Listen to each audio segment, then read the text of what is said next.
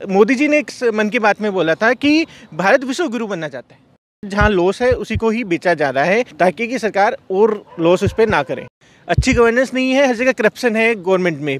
हमारे 2.5 लाख ट्रिलियन की जीडीपी हो गई है, तो ये नेगेटिव में जा रही है। तो इसके लिए हमें करना पड़ेगा, गवर्नमेंट के पास और कोई विकल्प नहीं है इस वक्त। 1 मिनट के अंदर हम आत्मनिर्भर बन जाएं, 1 मिनट में हमारी इकोनॉमी भी 5 ट्रिलियन हो जाए। टाइम लगता है चीज़ों को होने में। क्या हम इकोनॉमी के आड़ में अपने नागरिकों को भूल जाएंगे? आने वाले समय में आप देखेंगे कि हर एक दिहाड़ी मजदूर का अपना कुछ न कुछ रोजगार होगा। वित्तीय बजट 2021 के आने के बाद देश में मचे सियासी और मेन स्ट्रीम मीडिया के लेवल के घमासान के बाद हम कुछ ऐसे अर्थशास्त्र पर अपनी जानकारी रखने वाले, स्थिति मजबूत करने वाले लोगों से मिले। इस क्रम में दिनेश गर्ग जी से बात हो चुकी है और अब हम गौरव गुप्ता सर से जानना चाहेंगे। सर, सबसे पहले तो आपका बहुत बहुत स्वागत है। धन्यवाद। सर, इस बजट में क्या खासियत दिखी? महंगाई तो हर तरफ से, पहले पन्ने से जब मैंने पढ़ना शुरू किया तो इस पे इतना, इस पे इतना, इस पे इतना, मेरी समझ से लोहा, स्टील और सोना चांदी, 4 को छोड़ के कहीं का नहीं छोड़ा है इंसान को। हाँ, ड्यूटीज़ बढ़ी है लेकिन महंगाई बढ़ी है। लेकिन इसका दूसरा इम्पैक्ट ये आएगा कि घरेलू मेक इन इंडिया का कॉन्सेप्ट जो मोदी गवर्नमेंट लेके आई है वो उस पर जोर देना चाहते हैं। वो ये नहीं चाहते कि हम बाहर से इंपोर्ट करें माल को और इंडिया में कंजम्पशन हो, इसलिए वहाँ पे ड्यूटी बढ़ाई गई है। इससे एक दूसरा इम्पैक्ट मेक इन इंडिया का आएगा। ये एक वैक्सीन मिला है जो धीरे धीरे जाके दवा का सॉल्यूशन करेगा। महंगाई ऐसे नहीं है कि 1 मिनट में कहीं कम हो जाएगी। सर, किसी को ग्रोन अप होना है और उसके ऊपर पहले से ही इतना बोझ पड़ा हो, आप कैसे कल्पना कर सकते हैं कि वो खटाखट इतने पहले इतना था, 10% इस पे हो गया, इस पे कितना हो गया, ये हो गया, तो वो कैसे सर खरीद सकता है? सर, इसमें कैसे वो आत्मनिर्भर बनने के लिए कोशिश कर देगा?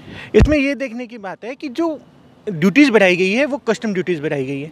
कस्टम ड्यूटी के अंदर जब हम इंपोर्ट करेंगे तो लगेगा, बाहर से माल नहीं मंगाना चाहती। मोदी जी ने कल इस मन की बात में बोला था कि भारत विश्व गुरु बनना चाहता है। भारत का कोरोना में भी हर देश ने बहुत ही स्वागत किया है और जगह जगह से हमें अप्रिसिएशन मिला है। तो मोदी जी की इसी ड्रीम के ऊपर ये कस्टम ड्यूटी बढ़ाई गई है कि ताकि लोग मेक इन इंडिया का सपना देखें, भारत के अंदर ही हर चीज़ अवेलेबल हो। जैसे आप देखिए मोबाइल के ऊपर बढ़ाई गई, तो मेक इन इंडिया इससे बढ़ेगा। मोबाइल की फैक्ट्रीज अगर विदेशी भी कोई लगाना चाहेगा, वो देखेगा कि अगर मैं इंडिया में इंपोर्ट करते हैं तो 5% ड्यूटी लगती है, वो अपनी प्लांट यहाँ पर ही लगाएगा। तो ये सब बेनिफिट हमें इसका मिलेगा। सर, आप कह रहे हैं बेनिफिट मिलेगा, लेकिन जितनी भी चीज़ें हैं वो देश में ही टैक्सेशन बढ़ गया है। देश में सर जो लगा है कि प्रत्येक प्रोडक्ट से हमको टैक्स देने हैं, भाई प्रोडक्ट पर भी तो टैक्स लगाया गया है, उस सब पे टैक्स बढ़ा है। इस पर क्या कहना चाहिए आप?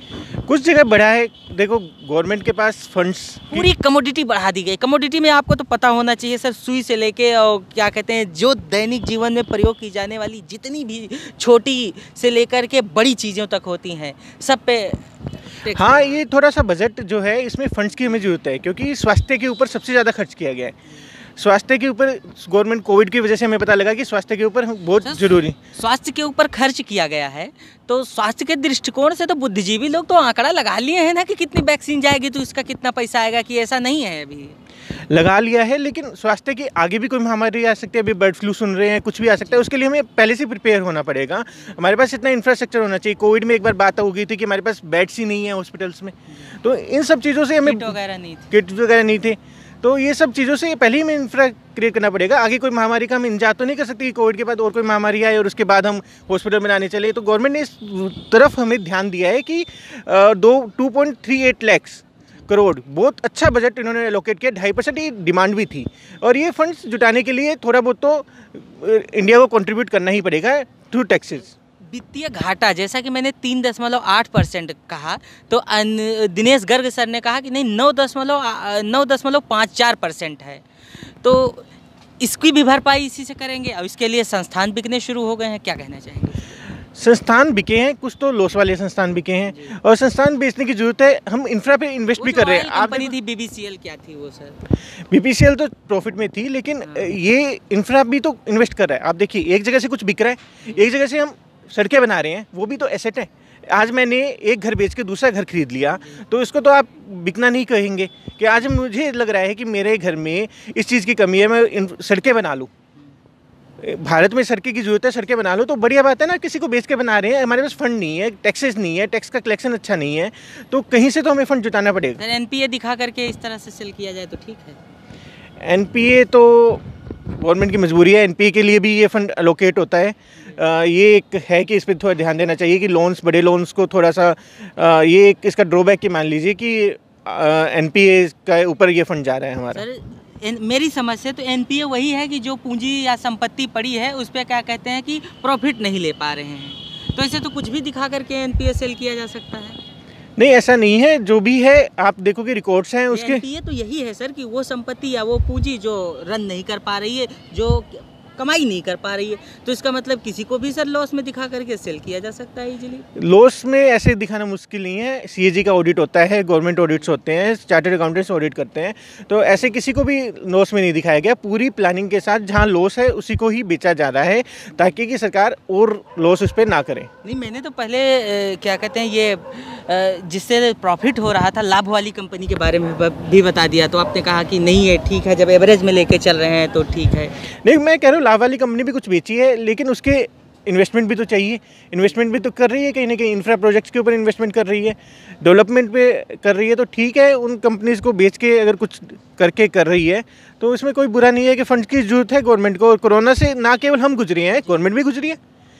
आप कह देते हो कि आम आदमी कोरोना से गुजरा है, उसको इमीडिएट रिलीफ की जरूरत है, तो क्या गवर्नमेंट के पास भी फंड कहाँ से आएगा? वो भी तो टैक्सेस से कलेक्ट करती है और हर कोई लॉस में है। अब लोग कह रहे हैं कि इनकम टैक्स की डिडक्शन बढ़नी चाहिए, इनकम टैक्स में कुछ रियायत नहीं मिली। जब लोग कह रहे हैं कि हमें लॉस है तो किस बात की इनकम टैक्स की स्लैब बढ़ने की बात कर रहे हैं? सर क्या इस तरह के प्राइवेट विनिमय पर आप आर्थिक दृष्टिकोण से या भारत के पूरे समग्र भारत के बेहतरी के दृष्टिकोण से आप यह देखते हैं कि हाँ ये ठीक है? हाँ, मुझे ठीक लगता है। कल को ये कंपनी प्राइवेटाइज होकर प्रॉफिट कमाती है, उस पर भी गवर्नमेंट टैक्स ही कलेक्ट करेगी। तो दोनों दृष्टि से, जहाँ आपको ये तो पता है कि गवर्नमेंट ने खुद ने मान लिया है बेचना, मतलब कि उनको पता है कि हम गवर्नेंस नहीं कर पा रहे, अच्छी गवर्नेंस नहीं है, हर जगह करप्शन है गवर्नमेंट में, पीएसयूज में करप्शन है, इसकी वजह से वहाँ पे प्रॉफिट्स नहीं आ पा रहे हैं। तो उन्होंने मान लिया कि इसको प्राइवेटाइज करते हैं, हम टैक्स भी कलेक्ट करेंगे उनसे वापस जब वो प्रॉफिट में आएगी। समग्र प्राइवेटाइजेशन को लेकर एक तरफ सरकार है, दूसरी तरफ एकजुट हुआ पूरा विपक्ष है, तो क्या यहाँ सरकार सही है, विपक्ष को गलत मान लिया जाए? हाँ, कि सरकार फंड्स की ज़रूरत है। अगर विपक्ष भी सरकार में होता तो वो भी यही डिसीजन लेता।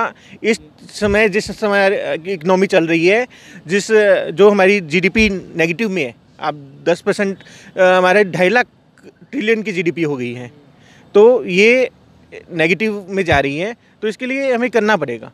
गवर्नमेंट के पास और कोई विकल्प नहीं है इस वक्त। आप यह मानते हैं कि आज के दृष्टिकोण को देखते हुए आज के परिप्रेक्ष्य में प्राइवेटाइजेशन होना जरूरी है? हाँ, कि बैंक्स भी अभी आप देखिए कुछ आईडीबीआई प्राइवेटाइज हुआ है तो प्रॉफिट्स में जाएंगे। आपको आने वाले टाइम में दिखेगा कि वो जो लॉस मेकिंग चीज़ें थी, सरकार की सरदर्दी थी, वो आपको प्रॉफिट्स में दिखेंगी। सारे संस्थानों का पूंजीपतियों के आधिपत्य में होना जरूरी है।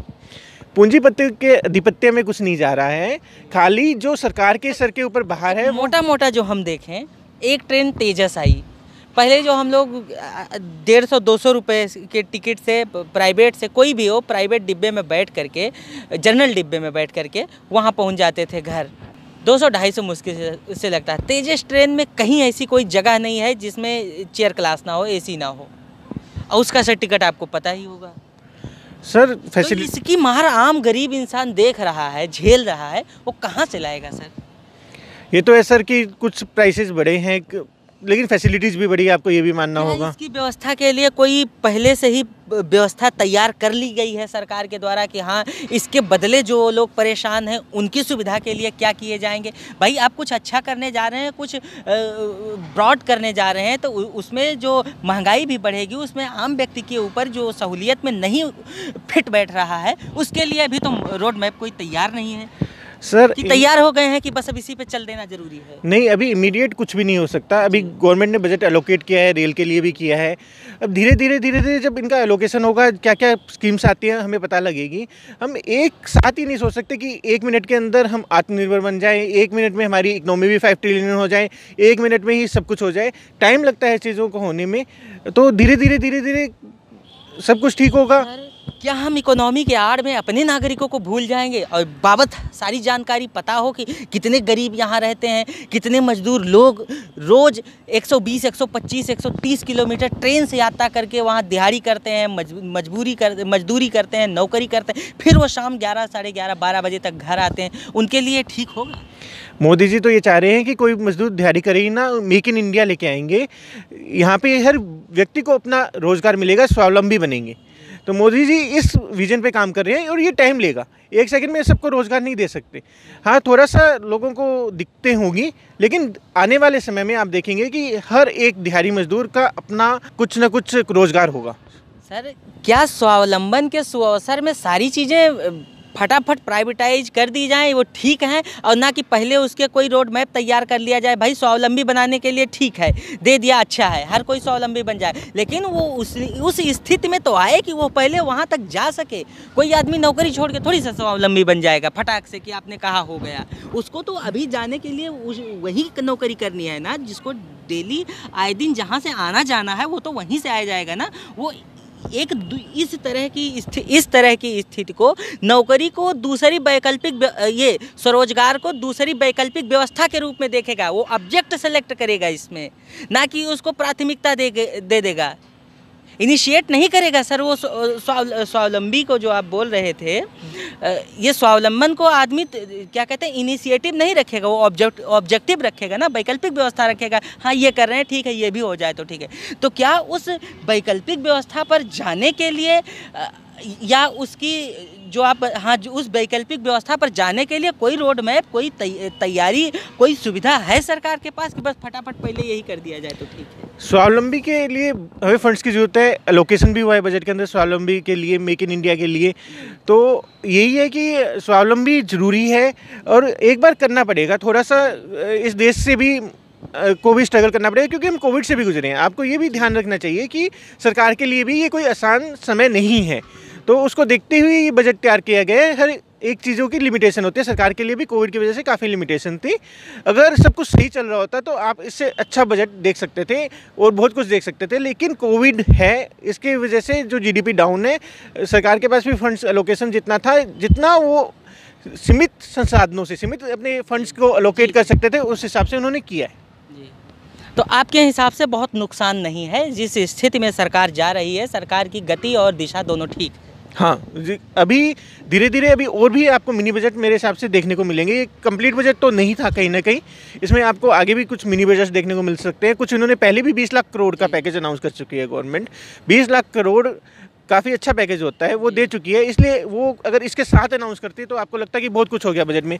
ये गवर्नमेंट ने धीरे धीरे करके दे रही है, तो लोगों को लग रहा है कि कुछ हुआ नहीं। आप तो सर खुद चार्टर्ड अकाउंटेंट हैं, आप खुद अपने लाभ के निजी सुविधा के परिप्रेक्ष्य में देखें तो आपके लिए क्या बेहतरी हुई इस बजट से? निजी सुविधा में कोई भी हमारी बेहतरी नहीं हुई है। हमारे आम गरीब इंसान के लिए क्या बेहतरी हुई? सर, बेहतरी के ऊपर जाओ ही मत ना, कि कोविड-19 का इम्पैक्ट आप देखोगे कि गवर्नमेंट के ऊपर भी है। मतलब आप भी इस नतीजे पर पहुंचे कि कहीं ना कहीं स्थिति ठीक नहीं है? हाँ, ठीक नहीं है स्थिति। हमारे अभी भी गवर्नमेंट के पास फंड्स की कमी है। जो दिख रहा है जीएसटी का कलेक्शन के ऊपर आप आओगे, अभी काफ़ी अच्छा हुआ है। लास्ट जनवरी में 1,20,000 करोड़ का हुआ है, लेकिन इसमें टैक्स एवेजन भी बहुत है। बड़े लोगों ने लूप होल ढूंढ लिए हैं जीएसटी लॉ के अंदर। अभी आप देखो कि नेशन वाइज ड्राइव चल रही है, काफ़ी जीएसटी फ्रॉड हो रहे हैं। तो ये सब गवर्नमेंट इनसे उभरेगी और कुछ बजट अच्छा लेके आएगी। जीएसटी डिजिटल हो गया है, सब कुछ एक क्लिक पे होता है, उस सबका इंटरनल बायोडाटा होता है, तो कैसे इसमें फ्रॉड हो जा रहा है सर? सर, डिजिटल होने की वजह से ही इसमें फ्रॉड हो पा रहा है, क्योंकि कोई भी ट्रांजैक्शन का कुछ पता नहीं लगता, ऑनलाइन ही सारा का सारा काम हो जाता है। आपने एक आदमी ने अगर ट्रांजैक्शन एंटर कर दी तो वो दूसरे कैसे मिलाते हैं सर? फिर जब दिखा दिए तो उसके बाद टैक्स पे नहीं करते गवर्नमेंट को, खाली वो टैक्स चुराते हैं। इसमें 2 रिटर्न्स होती हैं, उसमें एक में इनपुट जाता है, वो इनपुट दे देते हैं, उसका टैक्स पे नहीं किया जाता, या फेक इनपुट क्लेम किया जाता है, जो कि जैसे कि इसमें एक उद्योगपति के लिए एक सीए से बड़ी संजीवनी और कौन हो सकता है फिर? हाँ, इसको भी जैसे ऑडिट का काफ़ी इंडिपेंडेंसी नहीं है ऑडिटर के पास। सीए कर सकता है इस काम को कि फ्रॉड को रोक सके और अच्छे से सब कुछ कर सके, लेकिन ये तो अक्सर पूंजीपतियों के होते हैं, उनको बाकायदा ये दिखाने पड़ते हैं कि इतना हमने बचाया, उसी बेस पे उनको पैसा मिलता है। नहीं, कॉन्ट्रैक्ट भी होता है इसका कि इतना बचाएंगे तो इतना करेंगे, इतना बचाएंगे तो इतना होगा। नहीं सर, हर सीए ऐसी प्रैक्टिस में नहीं इन्वॉल्व होता, कुछ सीए इस ऐसी प्रैक्टिस में इन्वॉल्व होते होंगे, हमें आइडिया नहीं है। लेकिन कर की व्यवस्था के लिए ही चार्टर्ड अकाउंटेंट होता है कि कर को सुव्यवस्थित टैक्स प्लानिंग करने के लिए होता है सर, टैक्स एवेजन के लिए सीए नहीं होता। अगर कोई इसी इंटेंशन से हायर करता है सीए को तो वो तो गलत सीए है। टैक्स नहीं बचाता, आप मानते हैं कि सीए टैक्स नहीं बचाता? सीए टैक्स प्लानिंग से बचाता है, अच्छे तरीके से टैक्स प्लानिंग करके अपना टैक्स बचाता है, लोगों को टैक्स बचवाता है। तो एक बात तो आपके कहने से भी साफ है कि जो लोग बड़े लोग हैं, जिनके पास अथाह पैसा है, वो सीए रख के अपने पैसे बचा सकते हैं, लेकिन जिसके पास सीमित पैसा है, जैसे कोई गवर्नमेंट एम्प्लॉई है, वो अपने टैक्स नहीं बचा सकता, क्योंकि उसकी सारी पोल पट्टी जो है वो सरकार के ही दरवाजे से निकलती है। यस सर, ये तो है कि गवर्नमेंट एम्प्लॉय का सारा डेटा सरकार के पास है। उनकी आईटीआर भी देखोगे आजकल प्री फिल्ड आ जाती है, सारी की सारी आईटीआर 1 के अंदर सारा डेटा प्री फिल्ड है। उन्होंने क्या इंटरेस्ट कमाया, क्या पेंशन है उनकी, और सारा टैक्स कैलकुलेट होके वहाँ टैक्स की अमाउंट बन के आ जाती है। तो उसमें तो वो कुछ कर ही नहीं सकता। हाँ, बिजनेसमैन के लिए ये होता है कि उसको एक्सपेंसेस क्लेम करने होते हैं, तो वो वहाँ पे स्कोप बचता है कि टैक्स एवेजन का। लेकिन उसके लिए ऑडिट का सिस्टम है, लेकिन वो भी इतना नहीं है, क्योंकि जो ऑडिट करवाता है ये है वही ऑडिटर अपॉइंट करता है। तो ये चीज़ें है कि इंडिपेंडेंसी लानी चाहिए वहाँ पे, गवर्नमेंट को कुछ ऐसा पैनल क्रिएट करना चाहिए कि जहाँ से खुद ऑडिट को अलॉट करे, तो एक अच्छा हमें देखने को मिल सकता है। फिर आप सीए के लिए ये व्यू छोड़ दोगे कि सीए टैक्स बचवाता है या सीए टैक्स की चोरी करवाता है। सीए ही ऑडिट करने जाता है सर अपनी टीम लेकर के। हाँ जाता है, लेकिन सर वो अपॉइंट भी वो पता चला कि एक सीए वहाँ कंपनी में बैठा है, एक सीए सरकार का पक्षधर है। सीए कंपनी में हुई ना, सीए का सीधा ही अपॉइंटमेंट सरकार कर दे कि इस कंपनी का ऑडिट ये सीए करेगा, तो फिर सीए का कोई भी टैक्स नहीं कोई भी इस तरीके का टैक्स इवेजन आता है तो तुरंत का तुरंत रिपोर्ट होगा। अब अगर कोई सीए टैक्स इवेजन पकड़ भी देता है तो ऑडिटर कहता है कि ऑडिटर कहता है कि हम और किसी से ऑडिट करवा देंगे। तो ये इंडिपेंडेंसी कहीं ना कहीं नहीं है। इसके लिए अब डिस्कस भी हुआ था, इसके बारे में अब चल रहा है कि कैसे इस तरीके का एक पैनल क्रिएट किया जाए। और अभी जीएसटी ऑडिट से भी निकाल दिया, गवर्नमेंट को भी ये बात पता है, गवर्नमेंट ने भी जीएसटी ऑडिट स्क्रैप कर दिया इस बजट के अंदर। कोई ठोस उपाय नहीं है कि कर चोरी बचाई जाएगी, जीएसटी नहीं कुछ भी लगा दे। जीएसटी से सर हम ये मानते हैं कि हाँ ठीक है, जो एक एक पैसे का हिसाब नहीं हो पाता, जो खुदरा चीज़ें थी उनको आपने कर के दायरे में लाके एक एक पैसे का आना पाई कर लिया। लेकिन जहाँ से ठोस पैसा जाता है, जहाँ से थाकी जाती है, एक शब्दों में कहे गट्ठर भर पैसा जाता है, वहाँ तो बचाने के लिए तो बिल्कुल दरबान खड़ा है। ये तो सर आपके बात सही है कि कहीं ना कहीं आप मुझे ठीक कर दीजिए। नहीं, कहीं ना कहीं लूप होल्स है हमारे लोगों के अंदर, कानून के अंदर, जिनका लोग फ़ायदा उठाते हैं। अभी तक हम टैक्स चोरी के बारे में जान पाए या कुछ बात समझ पाए कि हाँ ऐसे हो सकता है। अब सर आप टैक्स चोरी रोकने के लिए क्या सुझाव देना चाहेंगे? आपके हिसाब से बेहतर विकल्प क्या है भाई कि टैक्स चोरी ना हो? टैक्स चोरी के लिए मैं बेहतर सुझाव ये देना चाहूँगा कि जो सीए अपॉइंट होता है कंपनी में, वो सबसे पहले वो कंपनी ही अपॉइंट करती है। जैसे कि आपको अपने खातों की ऑडिट करवानी है, आप एक सीए के पास आएंगे, उसको अपॉइंट करेंगे। क्यों? आप गवर्नमेंट उसको अपॉइंट करके दे, कोई ऐसा पैनल से उसका अपॉइंटमेंट हो, तो वहाँ पे इंडिपेंडेंट चेकिंग हो पाएगी खातों की। सेकंड नंबर कि जो हमारे ऐसे इनकम टैक्स ऑफिसर्स होते हैं, वहाँ भी सीएज का इन्वॉल्वमेंट बढ़ा सकते हैं आप लोग कि असेसमेंट के लिए एक इनकम टैक्स ऑफिसर के पास 200 फाइलें होती हैं और उनको 2-3 महीने में कंप्लीट करना होता है। इतना टाइम ही नहीं मिलता कि वो उनको चेक कर पाए। तो इस तरीके की व्यवस्था बनाई जाए कि अपने आप ही कुछ सीएज की मदद ली जाए, कुछ आर्टिफिशियल इंटेलिजेंस से लिया जाए कि तुरंत आ जाए। और एक अभी जैसे इस बजट में हमें देखने को मिला है कि 6 साल का टाइम होता था, 3 साल पे कर दिया। ये एक अच्छा है कि 3 साल के अंदर अंदर जो भी है कर लिया जाएगा। 6 साल के बाद तो एसएससी को परेशान करने वाली ही बात होती थी। मैं जहाँ तक अपने दृष्टिकोण से देखूँ तो 2 रुपये के 7 बिस्किट वाला वो पार्ले जी बिस्किट जो खरीदता है, वो तो 2 रुपये पे जीएसटी दे देता है, लेकिन जो करोड़ों रुपए का कॉन्ट्रैक्ट करता है वो एक लिखित चिट पे कर देता है, वो अपनी नोटबुक से वो कॉन्ट्रैक्ट कर लेता है, उसमें कोई जीएसटी नहीं होती। इसके लिए क्या किया जा सकता है, क्या उपाय होगा सर? इसके लिए सर ऑडिट ही उस कैश ट्रांजैक्शन को कम करना पड़ेगा, क्योंकि ये सारा जो भी आप बात कर रहे हो चिट वाला, ये एक सारा कैश ट्रांजैक्शन में होता है। तो कैश ट्रांजैक्शन को एकदम या टैक्स भी लगा सकती है कि बैंकिंग अकाउंट से ले लिया। बैंकिंग कैश ट्रांजेक्शन उसके अकाउंट में आ गया। तो आजकल गवर्नमेंट ने काफ़ी अच्छा कर दिया है, आपकी each and every transaction 26 AS एक स्टेटमेंट होती है, वहाँ पे रिपोर्ट हो जाता है अगर आपका बहुत ज़्यादा कैश ट्रांजेक्शन है या फिर बहुत ज़्यादा अकाउंट में क्रेडिट है तो ये सब होना शुरू हो गया है। और GST वाले भी नहीं छोड़ते अगर आपके करंट अकाउंट में क्रेडिट है तो यहाँ पे पकड़ बना रही है गवर्नमेंट धीरे धीरे करके, काफ़ी कुछ टेक्नोलॉजी से डिजिटलाइजेशन से काम चल रहा है, तो सब कुछ पता लगना धीरे धीरे शुरू हो जाएगा। अच्छा, इस कानून में या CA वगैरह के लिए है कोई बेहतरी, जैसा कि कानून है आप लोगों के लिए कहीं बजट में? जी इस बजट में CA के लिए कुछ भी नहीं है, क्योंकि ना तो कुछ स्लैब बढ़ी है और GST ऑडिट हमारा ले लिया गया है। GST ऑडिट होता था, एक रिकन्सिलिएशन स्टेटमेंट फाइल की जाती थी, वो भी ख़त्म कर दिया गया है। एक 75 ईयर्स से ज़्यादा लोगों के लिए ठीक है कि उनकी रिटर्न्स अपने आप फाइल हो जाएगी, उसमें भी वो सैलरीड क्लास के लिए है वो चीज़ें। तो ये ही बजट के अंदर है, बाकी ऐसा कुछ बजट के अंदर कोई प्रोविजन चेंज नहीं हुआ। एक स्मॉल स्केल इंडस्ट्रीज़ का था कि स्मॉल स्केल कंपनीज जो छोटी कंपनी होती है, प्राइवेट कंपनीज़ की, स्मॉल कंपनीज़ की डेफिनेशन उनको बढ़ा दिया गया है। वहाँ पे कैपिटल की डेफिनेशन 50 लाख थी, 2 करोड़ कर दी गई है, टर्नओवर भी 20 करोड़ तक कर दिया गया है। तो उसका बेनिफिट मिलेगा कि कंप्लाइंस बर्डन जो छोटी कंपनियाँ हैं उन पर कंप्लाइंस बर्डन कम हो जाएगा।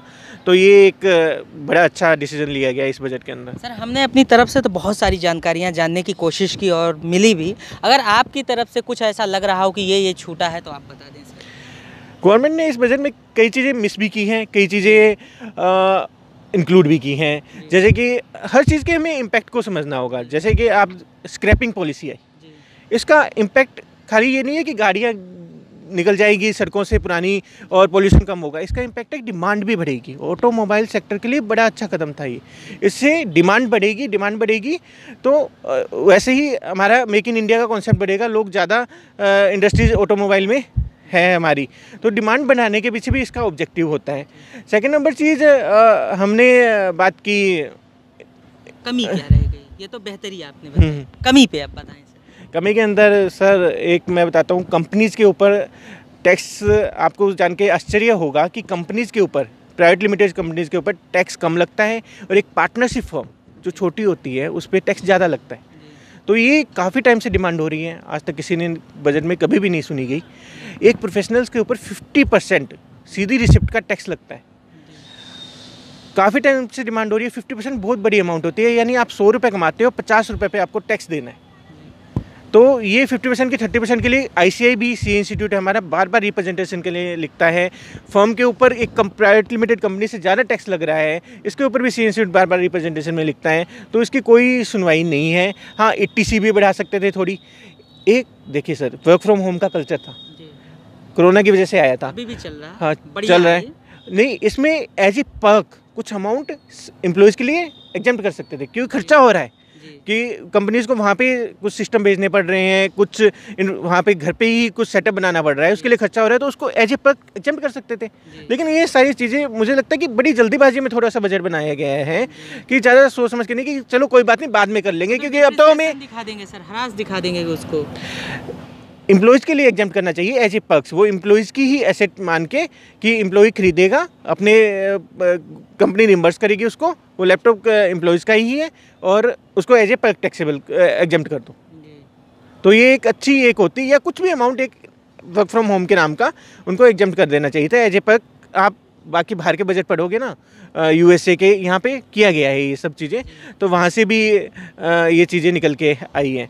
और सेकंड नंबर चीज़ एम्प्लॉयज़ का हमने बताई दिया कि ये है, और 30% प्रोफेशनल के ऊपर टैक्स ज़्यादा है, ये एक मुझे कमी लग रही है इस बजट के अंदर। तो सर, आपने हमें बहुत सारी जानकारी दी, बहुत सारी चीज़ों के बारे में बताया, नई चीज़ें बताई, हमारे दर्शकों को भी बताया, आपका बहुत बहुत धन्यवाद सर। धन्यवाद। तो ये गौरव गुप्ता जी हैं, जो CA हैं, ये अपनी बात रखते हैं। जहाँ भी वित्तीय संबंधित बातें आती हैं या चर्चाएं होती हैं, वहाँ ये अपनी राय खुल कर रखते हैं और सही भी रखते हैं, लोग इनको पसंद भी करते हैं। फिलहाल वित्तीय बजट को लेकर गौरव जी से इतना ही, धन्यवाद।